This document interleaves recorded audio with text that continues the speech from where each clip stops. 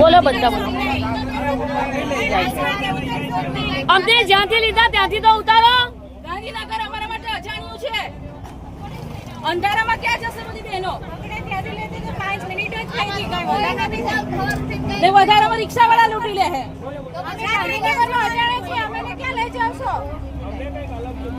અમને જ્યાંથી લીધા ત્યાં જ છોડો. અમને બસ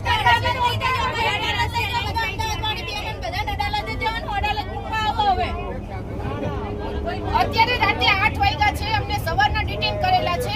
છાવણીની જગ્યાએથી અમને લઈ ગયા હતા. હજી સુધી અમને છાવણી ઉપર ઉતારવાનું કીધું. અમારી જોડે લેડીઝ છે, બધી બહેનો છે. એ લોકોને બધાને અલગ અલગ વાહન પકડીને પોતપોતાના વિસ્તારમાં જવાનું છે. તો ક્યાં લઈ નથી જતા? આટલું અંધારું થઈ ગયું છે છતાં અમને છોડતા નથી. અને અમને ક્યારના 10 મિનિટનો રસ્તો છે ને ગોળ ગોળ ગાંધીનગરમાં ફેરવે છે. અમે રસ્તો જોયો નથી. સાવ અજાણ્યા છીએ, બધા બહારથી આવ્યા છીએ. અને આટલી લેડીઝને હેરાન કરે છે. ગાંધીનગર પોલીસ સપોર્ટ નથી કરતી. ઉલટાની આ સ્ત્રી કર્મચારીને હેરાન કરે છે.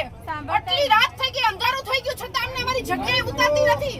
છાવણીની જગ્યાએ ઉતારવાના બદલે આખા ગાંધીનગરમાં ફેરવે છે. અમે ક્યારના કહે છે કે અમને છાવણીની જગ્યાએ ઉતારો. હજી ઉતારતી નથી ગાંધીનગર પોલીસ. સહકાર દેવાની બદલે અમને સ્ત્રી કર્મચારીને હેરાન કરે છે. આમાં બેનો દીકરીઓ છે. આમાં બેનો દીકરીઓ ક્યાંની છે?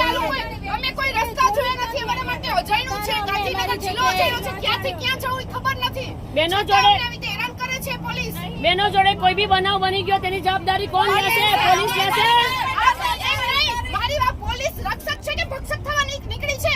પોલીસ બહેનોની સ્ત્રીની રક્ષા કરવાની હોય. આજે સ્ત્રીની ભક્ષક થઈને પોલીસ રસ્તા ઉપર ઉતરી ગઈ છે. આ બહેનોને અંધારી રાતે ફેરવે છે. ક્યાંની કલાકથી ગાંધીનગર પોલીસ સપોર્ટ નથી આપતી. અમે શું ગુનો કર્યો છે? અમે આતંકવાદી છીએ? અમે સરકારના કર્મચારી છીએ. અમારો હક માંગવા નીકળ્યા છીએ. આવી રીતે સ્ત્રીઓને હેરાન કરે છે, સ્ત્રી કર્મચારીને. અમારા માટે ગાંધીનગર જિલ્લો સાવ જાણ્યો છે. અત્યારે અંધારું થઈ ગયું છે. ચોર અમને ગમે ત્યાં ઉતારી નાખશે. બેનની માથે કઈ પણ થયું તેની જવાબદારી શું? ગાંધીનગર પોલીસની છે કે સરકારની છે? કરો વિડિયો વાયરલ, કરો વિડિયો વાયરલ.